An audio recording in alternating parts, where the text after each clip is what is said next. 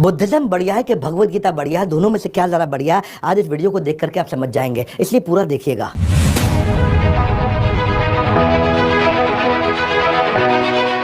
कुछ सवालों को ध्यान से सुनिएगा। अगर भगवान ने हमें बनाया है तो वो हमें इतना दुख क्यों देते हैं? अगर उसी भगवान ने हम सबको बनाया है तो आपस में इतनी नफरत क्यों है? मैं तो एक अच्छा इंसान हूं, अच्छे लोगों के साथ बुरा क्यों होता है? एक दिन सबने संसार छोड़ के जाना है तो किसी के जाने से फिर मुझे दुख क्यों होता है? ये सारे सवाल आज से 2500 साल पहले, अगर एग्जैक्ट कहूं तो 2600 साल पहले एक इंसान के मन में आए थे, जिनका जवाब ढूंढने के लिए उसने रातों रात अपना महल छोड़ दिया था। बात करेंगे श्री गौतम बुद्ध की, द फाउंडर ऑफ बुद्धिज्म। जिस समय गौतम बुद्ध बैठ करके मेडिटेशन करते थे उस समय खूंखार से खूंखार जानवर, शेर, हाथी, चीता, हिरण आप आसपास आकर के बैठ जाते थे। वहीं जिराफ, जेब्रा, मंकी, वुल्फ, जो भी जानवर हो वो आकर के बैठ जाते उनके मेडिटेशन के आसपास। ना उनको हार्म पहुंचाते थे, ना आपस में लड़ते थे। खतरनाक पशु भी। वो निर्वाण जो गौतम बुद्ध ने प्राप्त किया, उनके साथ में आज मैं कुछ सुंदर कहानियां बताऊंगा। जीवन बदल देंगी, जीवन बदल देंगी आज ये कहानियां। लॉर्ड बुद्धा ये 9वें इनकारनेशन थे भगवान कृष्ण यानी कि भगवान विष्णु के। मत्स्य, वराह, कूर्म, वामन, नरसिंह, राम, बलराम, परशुराम, बुद्ध, कल्कि। बुद्ध मतलब 9th इनकारनेशन, कल्कि अभी आने हैं। तो आज हम बुद्धा की बात करेंगे, उनके शुरुआतों के दिन की पहली कहानी, जिस कहानी का नाम है दुखालयम अशाश्वतम।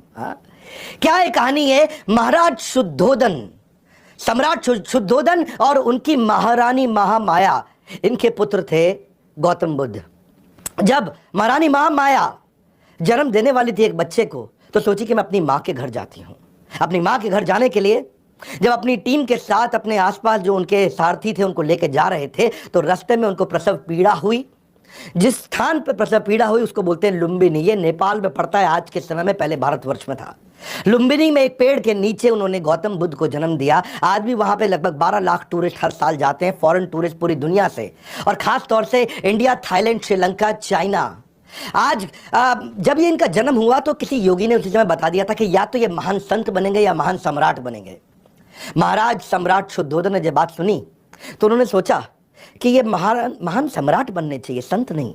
अगर संत बन गया तो मेरे आगे उत्तराधिकारी कौन होगा? और ये संत ना बन जाए, इसके मन में वैराग्य ना आ जाए तो इसे सभी प्रकार के दुख, तकलीफों से, समस्याओं से दूर रखता हूं। जब ये कभी दुख देखेगा ही नहीं तो उसके मन में वैराग्य आएगा ही नहीं। तो उन्होंने उनको महल के अंदर, राजमहल के अंदर ही पालन पोषण किया। बहुत सुंदर अप्सरा जैसी खूबसूरत एक देवी के साथ उनका विवाह भी कर दिया। 19 साल की उम्र में उनका विवाह हो गया और ये कभी राजमहल से बाहर निकले नहीं। सारी सुख सुविधा, सारे फूड, क्लोथिंग, प्लेजर वहीं इनको मिल जाते थे। गौतम बुद्ध अभी घर पे सब ठीक चल रहा था तो एक समय आया जब इनके पिता को कहीं ट्रैवल पर निकलना था। उस दिन अचानक ये भी अपनी कुछ टीम को बोले कि मुझको लेकर के शहर घुमा के लाओ। जब इनको शहर घुमाने लेके गए तो रास्ते में ये हैरान हो गए टूर में देख करके, एक आदमी अजीब सा बैठा हुआ। इन्होंने पूछा सारथी से, ये कौन है? बोला ये बूढ़ा आदमी है। बोला क्या हुआ? इसको देख के अजीब सा लग रहा है। बोले ये बूढ़ा आदमी, हर इंसान को बूढ़ा होना है, एक दिन हर व्यक्ति बूढ़ा हो जाएगा। इनका रियलाइजेशन हुआ कि एक दिन मैं भी बूढ़ा हो जाऊंगा। आगे गए तो उन्होंने देखा कि एक आदमी करहा रहा है, सड़क पर लेटा हुआ है। उन्होंने पूछा क्या हुआ? बोले ये बीमार है। बोले बीमार क्या होता है? बोले बीमार, क्योंकि पहली बार निकले अपने राजमहल से बाहर, तो बोले बीमार मतलब जब बीमारी लग जाती है, हर आदमी को बीमारी लगेगी। उन्होंने पूछा मुझको भी लगेगी? बोला हाँ लगेगी। और आगे गए तो राम नाम सत्य है, इस प्रकार एक शव यात्रा जा रही थी। उन्होंने पूछा ये क्या हुआ? बोला किसी का देहांत हो गया है, इसकी मृत्यु हो गई है। उन्होंने बोला वो क्या होता है? बोला हर व्यक्ति का देहांत होता है, मृत्यु होती है। इन्होंने कहा क्या मेरी भी हो जाएगी? बोला आपकी भी होगी। उस दिन गौतम बुद्ध ने रियलाइज किया कि मैं यहाँ क्या कर रहा हूँ, इन सब प्लेजर्स और नॉनसेंस में मैं कर क्या रहा हूँ, मैं क्यों अपना समय बर्बाद कर रहा हूँ? अगर हम सब ने जन्म, मृत्यु, जरा, व्याधि, ये चारों तकलीफें, यानी कि जन्म होना, उनकी डेथ होना, बीमारियां आना, बुढ़ापा आना, ये सबके साथ होगा। अगर तकलीफें, बुराइयां, परेशानियां सबके साथ आएंगी तो इसका मतलब क्या मैं यहाँ पे बैठ के आराम करता रहूँ? यहाँ तो इसका अर्थ ये हुआ कि हमारे को जीवन मिला किसी हायर पर्पस के लिए। ये अपने आप को रोक नहीं पा रहे थे, छोड़ना चाहते थे, ये बाहर निकलना चाहते थे बहुत दिन से। वैसे तो योगी महात्मा ने पहले बता दिया था ये महान संत या महान सम्राट बनेंगे, तो उनके संत के लक्षण बाहर आने लगे। तो योगी महात्मा ने पहले बता दिया था ये महान संत या महान सम्राट बनेंगे, तो उनके संत के लक्षण बाहर आने लगे। ये घर पे रह करके इनको स्ट्रगल होने लगा, ये पत्नी के साथ, इनको बच्चे के साथ में वो सुख नहीं मिल रहा था। ये इन सारे प्रश्नों का उत्तर ढूंढना चाहते थे, जो प्रश्न मैंने आपको बताए, जिसके लिए ये निकलना चाहते थे, नहीं निकल पा रहे थे। पर एक दिन रात को चोरी छिपे चोर की तरह चुपचाप उठे, पीछे मुड़ के नहीं देखे, निकल गए। पीछे मुड़ के नहीं देखे, क्योंकि उनको मालूम था पीछे मुड़ूंगा तो मेरे पुत्र का प्रेम और मेरी पत्नी, धर्म पत्नी जिनसे बहुत प्रेम करते थे, वो उनको वापस खींच लेगा। ये चुपचाप निकल गए। और भगवत गीता की लेसन, वो लर्निंग यहाँ पे क्या उन्होंने एस्टैब्लिश किया, भोग ऐश्वर्य प्रसक्ता नाम तया भृत चेतसाम व्यवसायत्मिका बुद्धि समाधो न विधीयति। जिस व्यक्ति की फोकस्ड बुद्धि नहीं है, समाधो न विधीयति, वो कभी भी समाधि में प्रवेश नहीं कर सकता। वो व्यक्ति जो भोग में और ऐश्वर्य में लगा है, तो उस दिन उन्होंने भोग और ऐश्वर्य त्याग दिया। इनका कहना था, भगवत गीता का 13वें अध्याय का 9वां श्लोक, जन्म मृत्यु जरा व्याधि दुख दोषानुदर्शनम अनुदर्शनम अनुदर्शनम। इन्होंने सारे दुखों को, उसका अनुदर्शन, उसका दर्शन किया, उसको समझा, उसको पहचाना कि इस जीवन के अंदर जन्म मृत्यु जरा व्याधि, ये बहुत बड़े बड़े दुख हैं। अब ये निकल पड़े अपनी आध्यात्मिकता की खोज की यात्रा में। कई महीने साल बीत गए। आपको एक कहानी सुनाता हूं। एक आउटकास्ट वुमेन, जिसको बोलते हैं अछूत साधारण समाज के अंदर, वो रास्ते में एक मटका लेकर के ठंडा शीतल जल चलते चले जा रही थी। धूप का दिन था, बहुत गर्मी थी। भगवान बुद्ध ने उसको रोका, कहा कि क्या तुम मुझे थोड़ा जल पिला सकती हो? बोली, ब्राह्मण मुझसे जल मत मांगिए, क्योंकि ये योर होलीनेस, मैं कंटामिनेटेड हूं, मैं दूषित हूं। उन्होंने पूछा, बोल के दूषित कैसे हो? बोले, क्योंकि मैं आउटकास्ट हूं, मैं लो कास्ट हूं, मैं नीची जाति की हूं। इन्होंने कहा, मैंने पानी मांगा है, तुम्हारी जाति को नहीं मांगा है, जाति नहीं पूछी तुम्हारी। तो बोले, हे ब्राह्मण, लेकिन मैं तो आउटकास्ट हूं। तो वहीं गौतम बुद्ध ने जवाब दिया, वो इंसान जो खुंदक खाता है, गुस्सा खाता है, लालची है, ईर्ष्या रखता है, द्वेष रखता है, बेशर्म है, जिसमें बुराइयां हैं, बेईमान है, पाखंडी है, वो नीची जाति का है। जाति जिसमें जन्म हुआ वो डिफाइन नहीं करती। और यही lesson Buddhism and Bhagavad Gita आज जो बात कर रहे हैं, चातुर्वर्ण्यम मया सृष्टम गुण कर्म विभागश, गुण कर्म विभागश, कि जो वर्ण है आपका वो गुण और कर्म पे विभाजित है। आपके क्या गुण आप डिस्प्ले कर रहे हैं और कैसे कर्म है आपके, ये जन्म विभागश नहीं है, ये गुण कर्म विभागश। तो गौतम बुद्ध ने क्या कहा, मनुष्य जन्म से नहीं बल्कि कर्म से शूद्र या ब्राह्मण होता है। कोई भी मनुष्य अपने कर्मों से महान बनता है, अपने जन्म से महान नहीं बनता है। दोबारा याद दिलाया तो सारे के सारे धर्मों में इतना कुछ सीखने के लिए है। और बुद्धिज्म और भगवत गीता दोनों न केवल पैरेलल हैं बल्कि सीक्वेंशियल भी हैं और पैरेलल भी है, इंटरवोवन है। दोनों में एक जैसी सुंदर से सुंदर शिक्षाएं हैं, इसलिए मैं दोनों का सामंजस्य आपको इस वीडियो में पूरा बताऊंगा। तीसरी कहानी, ये एक देवी जी के घर पे कुछ भोजन करने गए, उनसे भिक्षा ग्रहण करने गए, वो उनकी शिष्या थी। और जब वहां पे कुछ नौकरानी आकर के कुछ खाना परोस रही थी, भोजन परोस रही थी, तो एक नौकरानी से बड़ा बर्तन भोजन का नीचे गिर गया। भोजन फैल भी गया, नीचे गिर गया। और उसने मालकिन की तरफ देखा, मालकिन मुस्कुराई, बोले कोई बात नहीं, दूसरा बर्तन ले आओ। तो ये परेशान हो गई, बोली मेरी मालकिन ने मुझे कुछ डांटा नहीं, मुझ पर चिल्लाया नहीं, शोर नहीं किया। हाँ, पिछले मालिक ने तो मेरा बुरा हाल कर दिया था, ये कैसी मालकिन है, इसके अंदर इतना प्रेम, इतनी करुणा कैसे, इतनी जल्दी माफ कर दिया। तो गौतम बुद्ध जब चले गए तब उन्होंने अपनी मालकिन से पूछा कि आपको गुस्सा क्यों नहीं आया मेरे ऊपर? तो मालकिन प्रेम से मुस्कुरा के बोली, अपने ब्लाउज से एक साइड से एक कागज निकाला और चिट्ठी दिखाई, बोला कि आज सुबह सुबह मुझे संदेशा आया है कि मेरे पति और मेरे 8 पुत्रों का देहांत हो गया, किसी ने उनकी हत्या कर दी। बोला जब मैं उससे दुखी नहीं हुई और तब भी अनअफेक्टेड मुस्कुराहट के साथ भगवान की सेवा कर रही हूँ, तो आपका बर्तन गिरना तो बहुत छोटी सी बात है। वो नौकरानी हैरान हो गई, बोले इतना बड़ा हादसा, आप हैरान नहीं हुए? वो बोली क्योंकि मैं भगवान बुद्ध की शिष्या हूँ, मैं उनकी डिसाइपल हूँ। और वही एस्टैब्लिश उन्होंने किया, वही एस्टैब्लिश उन्होंने किया जो 6 अध्याय के 19वें श्लोक में कृष्ण ने सिखाया, यदा दीपो निवातस्थो नाइंगते सोपमा स्मृता योगिनो यत चित्तस्य युञ्जते योगमात्मना। जैसे दीपक, जैसे दिया एक विंडलेस मतलब जहाँ हवा नहीं है, निवात, जहाँ वात यानी वायु नहीं है, वह आराम से टिक के जलता रहता है। वो दिया ऐसा हिलता नहीं है, वेवर नहीं करता, हाँ, आराम से जलता रहता है। उसी प्रकार योगी का भी चित्त इसी प्रकार स्टेबल रहता है। जिसने, गौतम बुद्ध कहते हैं कि जिसने अपने मन को वश में कर लिया, उसकी जीत को देवता भी हार में नहीं बदल सकते हैं, जिसने अपने मन को वश में कर लिया। ग्रेट लेसन्स, भगवान बुद्ध ने जो लेसन्स दिए हैं वो इतने पावरफुल है। अगर आदमी इस वीडियो को देख करके इसमें कुछ भी अपने जीवन में उतारे ना, इतने शक्तिशाली, इतने ताकतवर हो जाओगे ना, आपको कोई हरा नहीं पाएगा। हाँ, ये वीडियो दे रहा हूं मैं आपको। एक चौथी कहानी, पावरफुल माइंड कंट्रोल। ये कहानी किसकी? ये हाथी की कहानी। एक हाथी जो राजा का सबसे शक्तिशाली, पावरफुल, ओबीडियंट, सेंसिबल और स्किलफुल हाथी था, लड़ने में, युद्ध कौशल में पारंगत हाथी। हर युद्ध को जिता के लाता था अपने महाराज, अपने सम्राट को। वो हाथी एक दिन एक दलदल में फंस गया, और दलदल में फंस गया। उसका मिट्टी के अंदर, चिकनी मिट्टी के अंदर उसका पांव उतना अंदर चला गया, बाहर नहीं आ पा रहा। सबने बड़ा जोर लगाया, बहुत मेहनत की, बहुत प्रयास किया, लेकिन हाथी बाहर नहीं आ सका। पानी पीने गया था और फंस गया अंदर। जब सबने सारा जोर लगा लिया तो उसके बाद उन्होंने गौतम बुद्ध को बुलाया, बोला भगवान बुद्ध आप मदद करिए। भगवान बुद्ध ने आसपास देखा और एक बोला छोटा सा काम करो, सब लोग जाओ और युद्ध के नगाड़ों को लेकर के आओ, और युद्ध के नगाड़े ढा ढा ढा ढा ढा ढा ढा ढा ढा ढा जोर से बजाओ। और युद्ध के नगाड़े बहुत तेज बजाए जाने लगे। लोग हैरान थे, यार ये क्या आंसर हुआ, लेकिन बोले जो मैं कह रहा हूं वो करिए। युद्ध के नगाड़े जब तेजी से बजाए तो हाथी अचानक हिला, बहुत तेज उसने गर्दन हिलाई और शोर मचाया, सूंड ऊपर उठाई, एक पांव निकाला, दूसरा पांव निकाला, हाथी बाहर निकल आया। तो लोग हैरान हो गए, बोले ये हाथी जिसको निकालने के लिए सबने जोर लगा दिया, युद्ध के नगाड़े सुनते ही बाहर आ गया।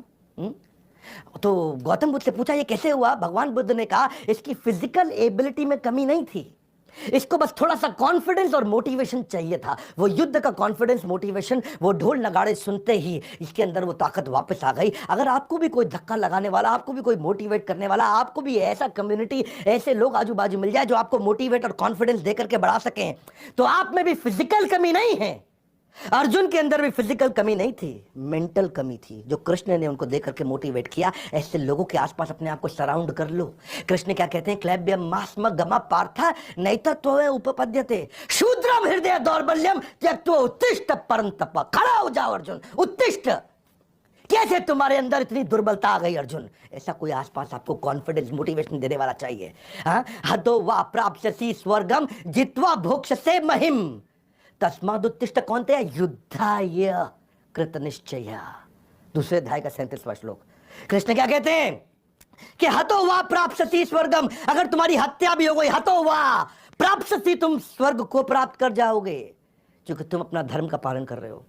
हाँ, जित्वा भोक्त्वा भोक्ष्यसे महिम, और अगर जीत गए, जित्वा तुम जीत गए, तो तुम भोक्ष्य से भोगोगे इस पूरी पृथ्वी को, इस पृथ्वी को तुम स्वर्ग बना करके भोगोगे। इसीलिए तस्माद उत्तिष्ठ, कौन थे? खड़े हो जाओ कुंती पुत्र अर्जुन, युद्धाय कृत निश्चय, निश्चित रूप से खड़े होकर युद्ध करो। कि अर्जुन अगर तू हारा तो तू स्वर्ग में जाएगा, लेकिन अगर तू जीत गया तो तू धरती को स्वर्ग बनाएगा। तेरी तो दोनों के दोनों सिचुएशन में जीत है अर्जुन।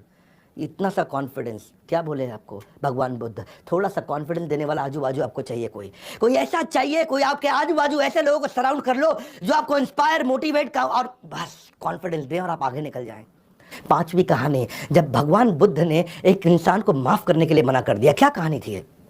किसी को माफ करने के लिए मना करेंगे भगवान बुद्ध? हाँ, किया था। क्यों किया था? एक बहुत अमीर बिजनेसमैन था, एक बार की बात बता रहा हूं आपको, बहुत अमीर बिजनेसमैन।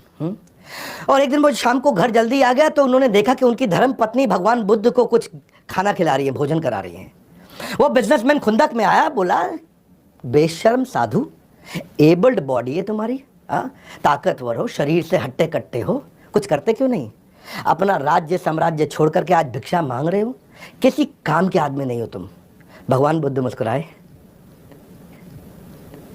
और आगे चलने लगे। जब चलने लगे तो उस आदमी को और खुंदक आ गए, और खुंदक, क्योंकि उसको ना बिल्कुल ये ऐसे समझ लो जैसे it added like a fuel. आग के अंदर घी डालने का काम किया भगवान की मुस्कुराहट ने। जब उसको और खुंदक आ गई, और खुंदक आई तो वो आदमी आगे आया और भगवान बुद्ध के मुंह पे थूक दिया। जब भगवान बुद्ध के मुंह पे वो थूक दिया, भगवान बुद्ध ने उसकी थूक को साफ किया, फिर मुस्कुराए और आगे चल पड़े। वो आदमी इतना डिस्टर्ब हो गया, इतना परेशान हो गया कि कोई रिएक्शन नहीं। पहले गाली बकी तो कुछ नहीं कहा, जब थूक दिया तो कुछ नहीं कहा, मुस्कुरा के आगे चले गए। वो आदमी सारी रात सो नहीं पाया। उनकी धर्मपत्नी ने कहा ये सबसे बड़े संत हैं, तुमने गलत किया। वो सारी रात सो नहीं पाया, भगवान बुद्ध से माफी मांगने गया। अगले दिन जब भगवान बुद्ध की सभा के अंदर जाकर के सबके सामने उसने माफी मांगी, बोले मुझे माफ कर दीजिए, मुझसे कल गलती हो गई। तो भगवान बुद्ध ने कहा मैं तो आपको माफ नहीं कर सकता, मैं कैसे माफ़ करूं आपको, मैं माफ़ नहीं कर सकता आपको। बोले आप माफ़ नहीं कर सकते, मुझे माफ़ी दीजिए, प्लीज़ मुझे माफ़ी दीजिए, मैंने गलत किया। बोले मैं कैसे माफ़ करूं, मैं आपको माफ़ नहीं कर सकता। आई कांट फॉरगिव यू, मैं आपको माफ़ नहीं कर सकता। आसपास के लोग हैरान, बोले भगवान बुद्ध तो इतने क्षमाशील हैं, ये क्यों माफ़ नहीं कर रहे? तो भगवान, उनसे दोबारा जब पूछा तो भगवान बुद्ध ने कहा कि तुम किस बात की माफ़ी मांग रहे हो? बोला कल मैंने आप पे थूक दिया। भगवान ने कहा वो कल था और मैं कल को याद नहीं करता, मेरे लिए हर दिन एक नया दिन है, और आज मेरे लिए नया दिन है, इसलिए मुझे कल याद ही नहीं। अब जब मुझे याद ही नहीं आपने कोई गलती करी, तो फिर मैं माफ़ कैसे कर सकता हूँ? माफ़ तो मैं तब करूँगा जब मुझे पता लगे कि आपने कोई गलती करी है। Since I don't remember what you did, how can I forgive you? Every morning we are born again. हाँ, ये भगवान बुद्ध ने भगवद गीता के एक और प्रिंसिपल को बड़े अच्छी से एस्टैब्लिश किया। क्या कहते हैं? समझदार व्यक्ति वही कहलाता है जो धीरज रखने वाला हो, ना कि क्रोध करने वाला हो। देहिनो अस्मिन् यथा देहे कौमारम यौवनम जरा तथा देहांतरा प्राप्ति धीरस्तत्र न मुह्यति। जो धीर व्यक्ति है वो कल जो शरीर बदल गया, परसों जो शरीर बदल गया, कौमारम यौवनम जरा, हाँ, बचपन, जवानी, बुढ़ापा, शरीर बदलता है, रोज बदलता है, और कल की बात को वो बदल करके खत्म कर देता है। धीरस्तत्र न मुह्यति, धीर व्यक्ति मोहित नहीं होता है। हर दिन नया होता है और उससे कोई फर्क नहीं पड़ता कि कल क्या हुआ, हर दिन हम नई शुरुआत कर सकते हैं। ये भगवान बुद्ध का वचन है। क्रोध को पाले रखना एक गर्म कोयले को किसी और के ऊपर फेंकने की नियत से पकड़ने के समान है कि मैं किसी और के ऊपर कोयला फेंकने वाला हूं, गरम गरम कोयला किसी और के ऊपर फेंकूंगा। जब इस नियत से मैं उसको पकड़ता हूं तो पहला हार्म मुझे होता है। पहला मेरा हाथ जलता है, बाद में कि कोई और जले या ना जले ये पक्का नहीं है, लेकिन मैं जरूर जल जाऊंगा। छठी कहानी, सर्च फॉर हैप्पीनेस।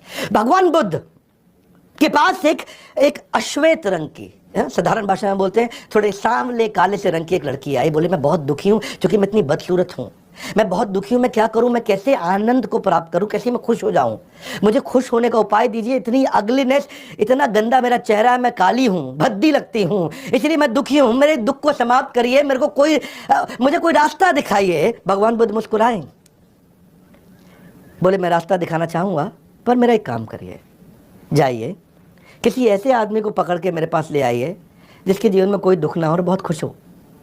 बोले बहुत आसान है। हाँ, बोले कैसे आसान? मैं अपने किसान जिसके यहाँ काम करती हूँ उसके पास जाती हूँ, क्योंकि काम मैं करती हूँ और कमाता वो है। तो वो किसान के पास गई, बोली मालिक कल भगवान बुद्ध के पास जाना है क्योंकि मुझे कैसे ऐसे व्यक्ति को मिलाना है जो हमेशा खुश रहा हो, जिसके जीवन में कोई दुख ना हो। तो मालिक कल आप मेरे साथ चलिए। तो किसान ने बोला कि भाई मैं तो खुद ही बहुत दुखी हूँ, मैं कैसे चलूंगा, मैं आपको डिसअपॉइंट नहीं करना चाहता। बोले मालिक आपके पास तो जमीन है, पैसा है, खाना है, आप कैसे खुद दुखी हैं? तो किसान ने जवाब दिया कि मेरे पास ज़मीन है, खाना है, पैसा है, लेकिन ये सब कुछ मैं ज़मींदार को दे देता हूँ। ज़मींदार मुझसे ले जाता है, उसको किसानी करनी भी नहीं पड़ती, उसको खेती करनी भी नहीं पड़ती, और वो कमा लेता है। वो हमसे ज़्यादा कमाता, हमसे ज़्यादा सुखी है, हम तो उसी के लिए काम कर रहे हैं। तो बोले ओके नो प्रॉब्लम, मैं ज़मींदार के पास चले जाती हूँ, वो ज़्यादा सुखी है। तो ज़मींदार के पास जाती है और बोलती है कि भगवान आप मेरे साथ चलिए, मुझे भगवान बुद्ध के पास जाना है, किसी ऐसे व्यक्ति से मिलाना जिसके जीवन में कोई दुख ना हो। जमींदार हैरान हो गया, बोले मैं तो सबसे ज़्यादा दुखी हूँ। बोले आप कैसे दुखी हैं, आपके पास तो इतना पैसा, इतना रिस्पेक्ट, इतना सम्मान है। बोले मुझे दुख है और परेशानी है और टेंशन है, चोरों की, लुटेरों की, डकैतों की, हर समय मुझ पर नज़र रखते हैं, रात को मैं ढंग से सो नहीं पाता। तो बोले फिर कौन है सुखी व्यक्ति? बोले असली सुखी जो मिनिस्टर है ना राजा के, वो सबसे ज़्यादा सुखी हैं। उन्हें क्या करना है, वो तो हमको दंड देते हैं, हमसे टैक्स लेते हैं, हमसे सब वसूलते हैं और आराम से राजपाट का सुख भोग रहे हैं।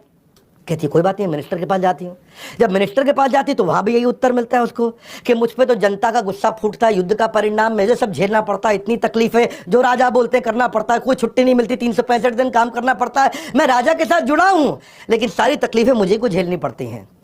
तो उसको समझ में आया कि ओ राजा राजा को कोई इंस्ट्रक्शन नहीं देता, राजा सबको इंस्ट्रक्शन देता है। तो वो सुखी होगा। जब वो राजा के पास गई तो राजा का भी वही हाल।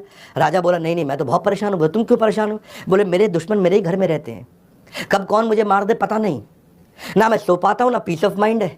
हाँ, मैं तो इतना परेशान रहता हूँ कि मैं कहीं अकेले भी नहीं जा सकता, मेरे साथ में इतने लोग जाने पड़ते हैं और कभी कभी मन करता है कि मैं भी अकेले में बाजार जाऊँ, कुछ खाऊं पीऊँ, लेकिन इतने लोगों के साथ जाना पड़ता है क्योंकि हर समय टेंशन में रहता हूँ। तो भगवान बुद्ध के पास गई, उसने सारी कहानी सुनाई, ऐसा ऐसा हुआ। हाँ, किसान के पास गई, जमींदार के पास गई, मिनिस्टर के पास गई, राजा के पास गई। तो भगवान ने बताया उनको कि यही असल में लेसन है कि आपको जो सुख मिलेगा वो कहाँ से मिलता है? सुसुखम कर्तुम अव्ययम। असली सुख कब मिलता है? जब राज विद्या राजगुह्यम पवित्रम इदम उत्तमम। जब आपको राज विद्या, वो सीक्रेट विद्या, वो ज्ञान आपके अंदर प्रज्वलित होता है। खुशी पाने के लिए खुद प्रयत्न करें, दूसरों पर निर्भर ना रहें।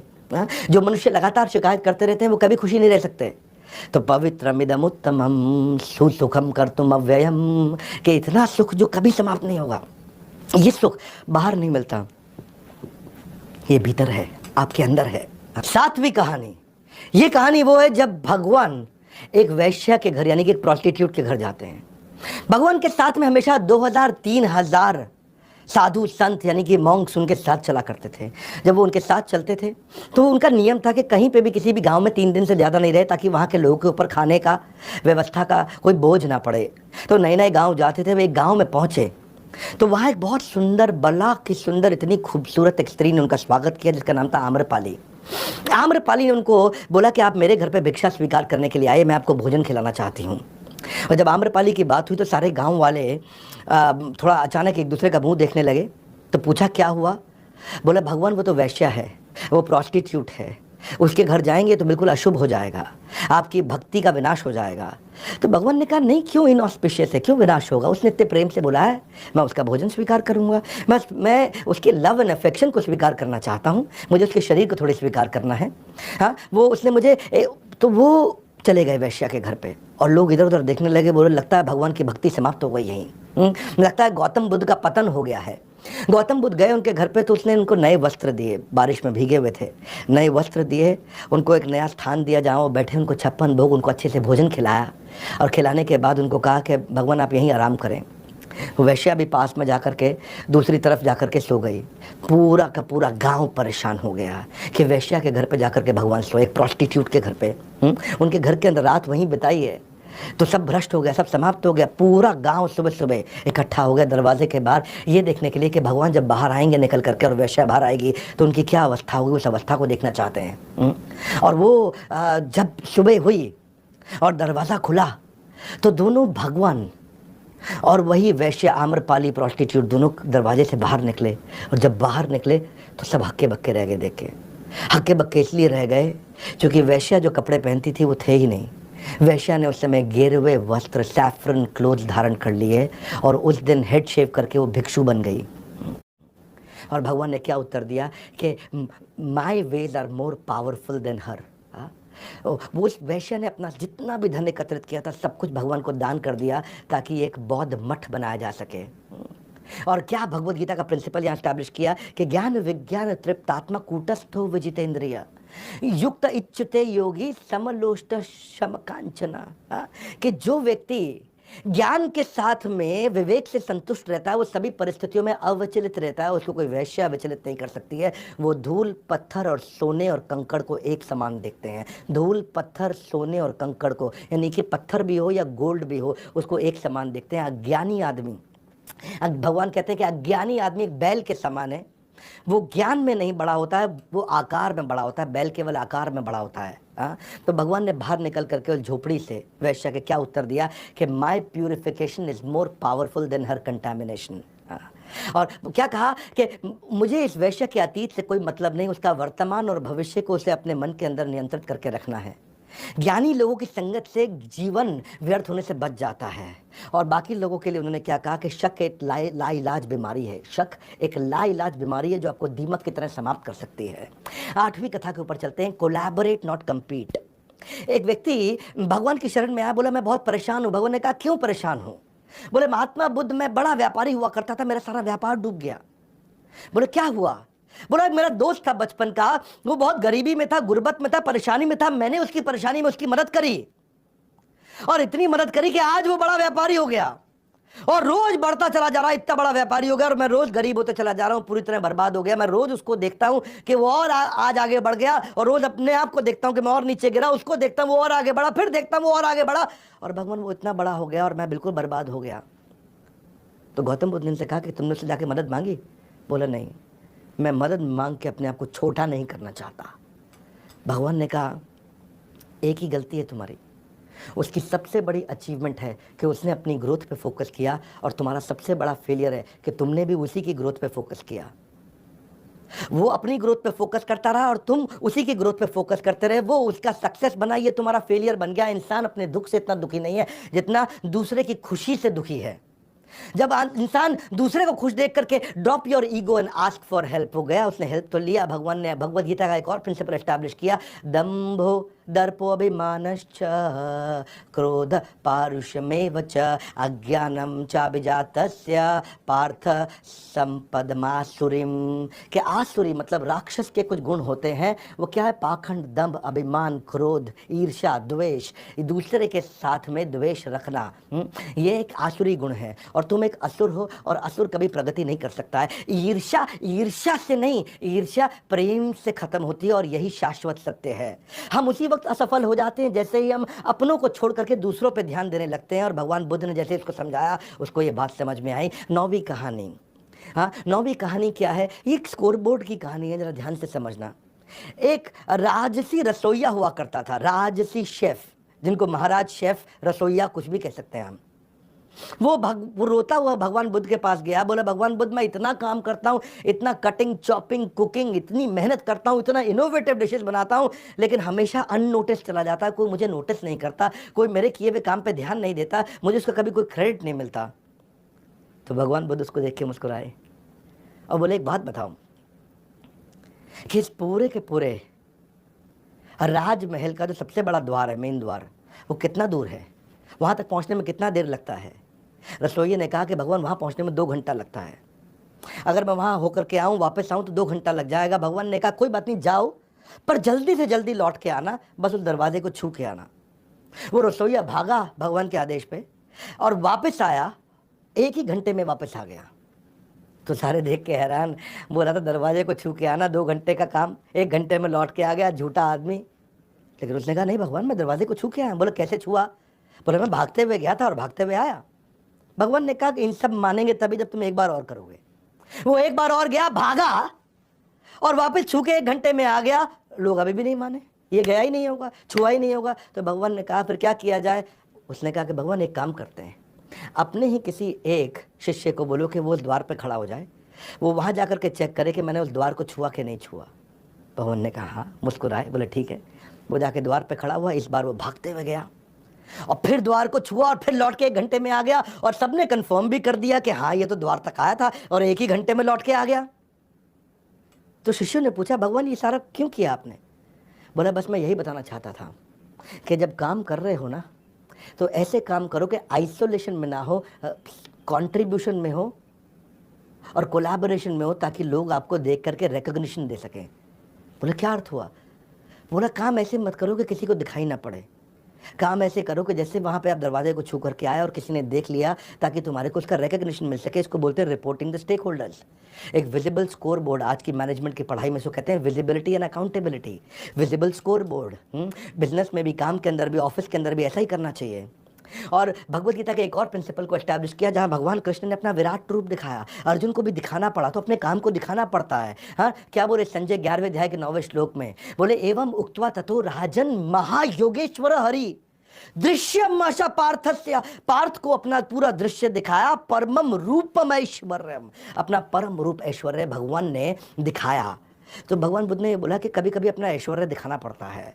और भगवत गीता में अगर कृष्ण ने अपना ऐश्वर्य दिखाया तो तुम तो रसोइये हो, तुमको क्यों जरूरत नहीं पड़ेगी अपना ऐश्वर्य दिखाने के लिए? इतने सुंदर लेसन्स। मैंने ये देखा कि बुद्धिज्म और भगवत गीता दोनों पढ़ाई एकदम सेम है, दोनों की शिक्षाएं एकदम सेम है। मैं आज आपको 10वीं कहानी सुनाने जा रहा हूँ, और ये 10वीं कहानी क्या है? When you reject a parcel it comes back to you. क्या अर्थ हुआ? एक बार भगवान बुद्ध किसी गांव से निकल रहे थे, तो वहां पे एक बहुत बदतमीज इंसान आकर के भगवान बुद्ध के सामने जोर जोर से उनको गालियां देने लगा कि तू स्टूपिड है और तुम एक फेक साधु हो, एक झूठे साधु हो। सारे गांव के सामने जोर जोर से चिल्लाने लगा, बुरा भला बोलने लगा।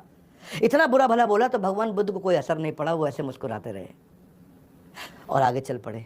सारे गांव वालों ने पूछा इसने आपको इतना बुरा भला बोला, आपको बुरा नहीं लगा? आपने कुछ जवाब नहीं दिया, आपको कुछ तो कहना चाहिए था।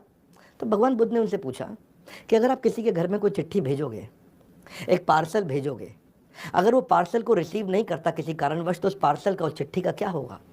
तो गांव वालों ने बोला वो चिट्ठी पार्सल भेजने वाले के पास वापस आ जाएगा। तो भगवान ने कहा यही तो मैं भी कर रहा हूँ।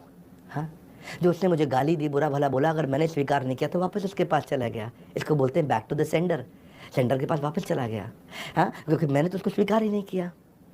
जितात्मना प्रशांतस्य परमात्मा समाहित शीत उष्ण सुख दुखेशु तथा मान अपमानियो। कि जिसने मन को जीत लिया है, जितात्मना, जित आत्मना, जिसने मन को जीत लिया है, प्रशांतस्य, वो इतना शांत हो जाएगा। परमात्मा समाहिता, परमात्मा तो उसको पहले ही मिल गए हैं। शीत उष्ण, सर्दी गर्मी, सुख दुख, मान अपमान, इन 6 परिस्थितियों के अंदर वो हमेशा स्टेबल रहेगा।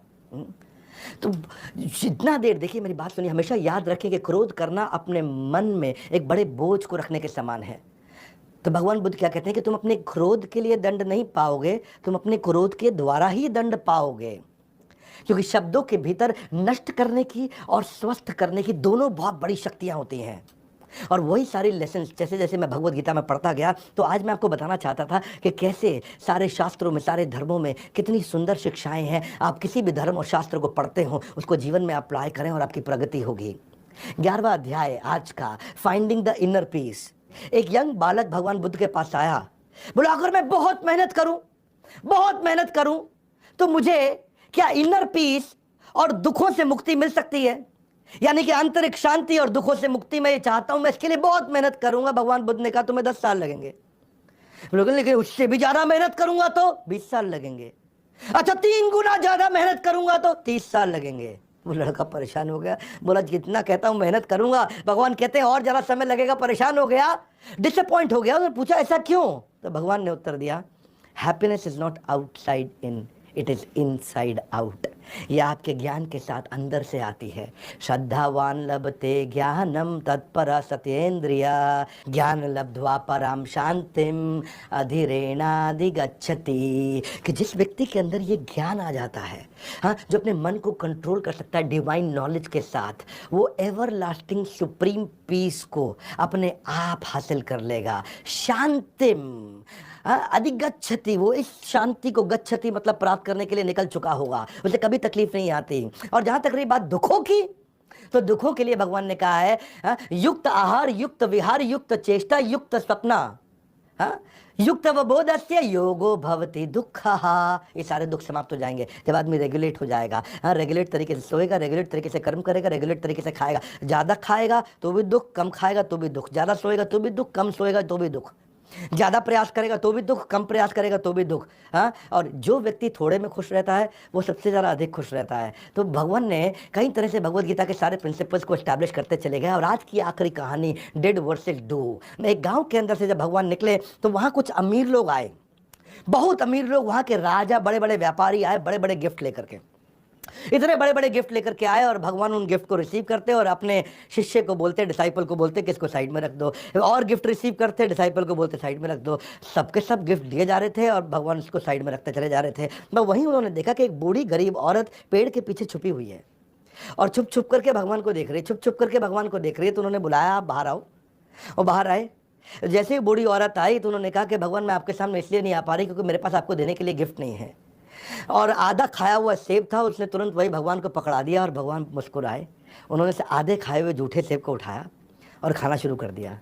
सारे शिष्य बोले कि भगवान इतने बड़े बड़े गिफ्ट आए, आपने वो रिसीव किए नहीं, साइड में रख दिए। इसने जूठा आधा खाया हुआ सेब, उसको आपने खा लिया। तो भगवान ने उत्तर दिया, बड़ा सरल से मेरी बात को समझो, सरलता से। भावग्राही जनार्दन, कि मैं भाव को ग्रहण करता हूँ। और भगवान ने क्या कहा वहाँ पे? उन्होंने कहा कि जितने भी राजा महाराजा और बड़े बड़े सेठ आए थे, they are giving me 1/10 of their capacity. और ये जो बूढ़ी औरत आई थी, she is giving me 100% of her capacity. तो उन्होंने पूछा इसका क्या अर्थ हुआ? बोले ये बड़े सेठ, इनके पास बहुत कुछ था देने के लिए, 90% छुपा लिया, 10% दिया। और ये बूढ़ी औरत, इसके पास केवल आधा सेब था, इसके पास, उसके पास कुछ भी नहीं था खाने के लिए, वही 100% था, उसने वही सब कुछ अपना मुझको दे दिया और ये चिंता भी नहीं करी कि आज वो कैसे खाएगी। तो आप कितना कर सकते थे, उसमें से कितना किया। एक आदमी की कैपेसिटी बढ़ाने के लिए भगवान ने ऐसे ऐसे प्रिंसिपल्स बताए हैं। हाँ, और इसीलिए भगवान क्या कहते हैं कि भगवान बुद्ध कहते हैं कि सबको समान दृष्टि से देखना चाहिए। 5वें अध्याय का 18वां श्लोक, विद्या विनय संपन्ने ब्राह्मणे गवि हस्तिनी शुनि चैव स्वपाके छ पंडिता समदर्शना। कि एक पंडित व्यक्ति ब्राह्मण को, गाय को, हाथी को, कुत्ते को मार के खाने वाले को, इन 5 को एक ही दृष्टि से देखते हैं। पंडिता समदर्शना। असली खुशी सब कुछ प्राप्त कर लेने में नहीं है, असली खुशी सब कुछ दे देने में है। और भगवान समान दृष्टि से सबको देखते थे। और फिर एक समय आया कि भगवान ने अपनी लीलाओं को समाप्त किया। मैं आज कम से कम 108 कथाएं बता सकता था, और 12 कथाओं पे ही वीडियो बहुत लंबा हो गया है। इस संसार में सत्य के अलावा सभी का अंत होना तय है, और भगवान ने भी अपनी लीला को अंत करने का समय निर्धारित किया जब भगवान समाधि में जाने वाले थे। गौतम बुद्ध, बताया जाता है कि इसी बुद्ध पूर्णिमा के दिन उनका जन्म हुआ, और इसी बुद्ध पूर्णिमा के दिन उनका अवतार और उनका तिरुभाव, यानी कि वो चले गए संसार से। और उस समय वो आधा लेटा हुआ पोज, आपने भगवान बुद्ध की कई ब्यूटीफुल मूर्तियां देखी होंगी, उनके डिटेल्स देखी होंगी, जिसमें वो आधे लेटे हुए हैं ऐसा हाथ रख करके। वो उसको बहुत सेक्रेड माना जाता है बुद्धिज्म धर्म के अंदर, जब वो आधे लेटे हुए और अपनी बाकी की बची हुई डायरेक्शन दे रहे थे कि इस धर्म को आगे कैसे लेके जाएंगे। और उसी समय उन्होंने 6 टीचिंग्स दी कि किसी की हत्या नहीं करना, किसी का कुछ चुराना नहीं, इंद्रिय तृप्ति को त्याग दो, किसी को दुख नहीं पहुंचाना, कभी नशा नहीं करना, और किसी को रिश्वत देना लेना नहीं। 3 उन्होंने नोबल ट्रूथ दिए। क्या बोला कि दुख आएगा ही आएगा, और दुख का कारण इच्छाएं हैं, और जिस दिन इच्छा समाप्त हो जाएगी दुख समाप्त हो जाएगा। 3 बातें, बहुत सुंदर बातें, बहुत सुंदर ज्ञान दिया उन्होंने कि दुख अपरिहार्य, अनअवॉइडेबल, आएगा ही आएगा, और इच्छाएं दुख का कारण है। जिस दिन इच्छा समाप्त हो गई दुख भी समाप्त हो जाएंगे। ब्यूटीफुल लॉर्डिंग, ये अपने सारे बच्चों को दिखाइएगा इस वीडियो को। बुद्धिज्म में आज 520 फॉलोअर है पूरी दुनिया के अंदर, लगभग 7% पॉपुलेशन। बुद्धिज्म में कोई होली किताब नहीं है जैसे कि बाइबल है, कुरान है या भगवत गीता है, ऐसी कोई किताब नहीं है, पर उनकी टीचिंग्स हैं। आज चाइना के अंदर 18% लोग बुद्धिस्ट हैं। आज आप देखेंगे थाईलैंड के अंदर 93% लोग बुद्धिस्ट हैं, और जापान के अंदर सबसे ज़्यादा 67% लोग बुद्धिस्ट हैं। वैसे BR Ambedkar, tiger would, Steve jobs और रिचर्ड गियर भी बुद्धिस्ट बन गए थे आगे चल के। बहरहाल ये बुद्धिज्म की कहानी। और अब क्योंकि इस समय बुद्ध पूर्णिमा आई है, इसलिए हमने भगवान बुद्ध को याद